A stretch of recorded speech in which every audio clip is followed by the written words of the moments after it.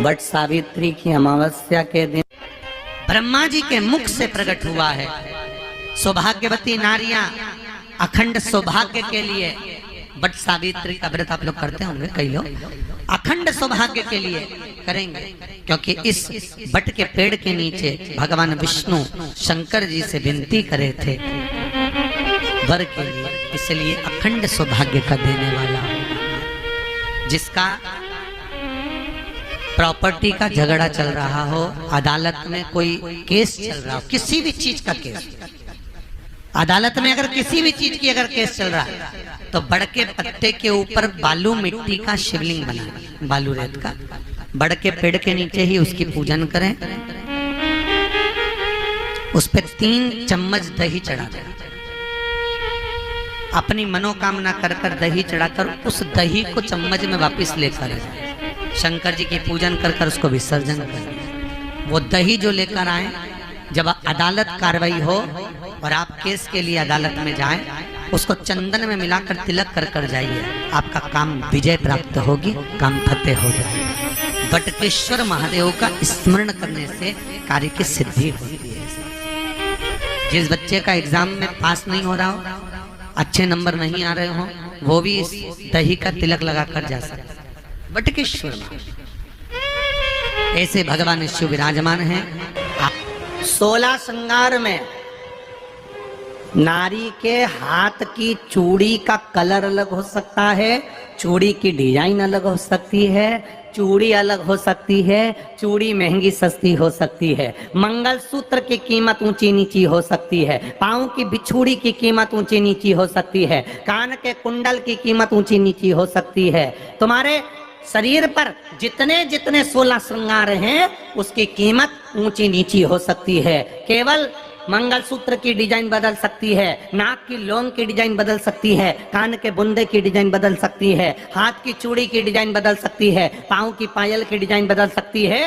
केवल नारी के 16 श्रृंगार में एक श्रृंगार ऐसा है जिसकी कीमत जो पहले थी वही कीमत आज तक है और उसकी डिजाइन आज तक नहीं बदली। वो मांग का सिंदूर है, एक जैसी डिजाइन है और एक जैसी कीमत है। सारे श्रृंगार की कीमत अलग, पर मांग में जो सिंदूर डाला जाता है वो एक कीमत का होता है, एक डिजाइन का होता है और एक जैसा होता है, और वो सबसे भारी होता है। सावित्री यमराज से कह रही है मेरे पति को छोड़ दो। यमराज कह रहा है सावित्री तेरा पति मर चुका है, मांग के सिंदूर को पोंछ दे। सावित्री कहती है पूरा श्रृंगार उतार दूंगी पर मांग का सिंदूर नहीं पूछने दूंगी। तब यमराज ने कहा जब तक तू मेरे मांग का अपनी मांग का सिंदूर नहीं उतारती तब तक तू मेरे पास नहीं आ सकती। भगवान यमराज से सावित्री ने कह दिया मैं भी तुझे वचन देती हूँ यमराज, मेरी मांग में जब तक सिंदूर है, जैसे सीता ने लाइन, लक्ष्मण जी ने लाइन खींच दी थी और सीता पार नहीं जा सकती थी, मैं भी तुझे वचन देती हूँ जब तक नारी की मांग में सिंदूर है तब तक तू उसके पति को उसके सामने लेकर नहीं जा सकता, ये भी मैं तुझे कह देती हूँ। यमराज भैंसे पर सवार होकर सत्यवान को लेकर जा रहा था, सावित्री से वचन पर वचन चल रहे थे, बड़ के पेड़ के नीचे छोड़कर आए। क्या चाहिए तुझको, क्या चाहिए तुझको, क्या दूं मैं तुझको, कुछ मांग ले मुझसे। सावित्री कहती है क्या दोगे आप, मेरे पति के प्राण दे दो बस वापिस, और कुछ नहीं चाहिए। यमराज यमलोक में प्रवेश करने लगा, मांग के सिंदूर में से थोड़ा सा सिंदूर सावित्री ने केवल हाथ में लेकर अपनी बिंदी पर जो लगाया, सत्यवान को लेकर यमराज अंदर नहीं जा पाया, बाहर खड़े होकर कहता है मांग ले, मैं तुझे एक वचन नहीं, तू बोले तो मैं 2 वचन दे देता हूँ, तू बोले तो मैं 3 वचन दे देता हूँ, तू मांग क्या चाहिए। तब सावित्री ने कहा देना चाहते हो, हाँ।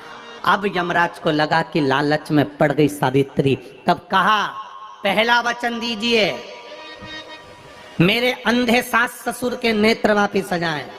यमराज ने कहा तथास्तु।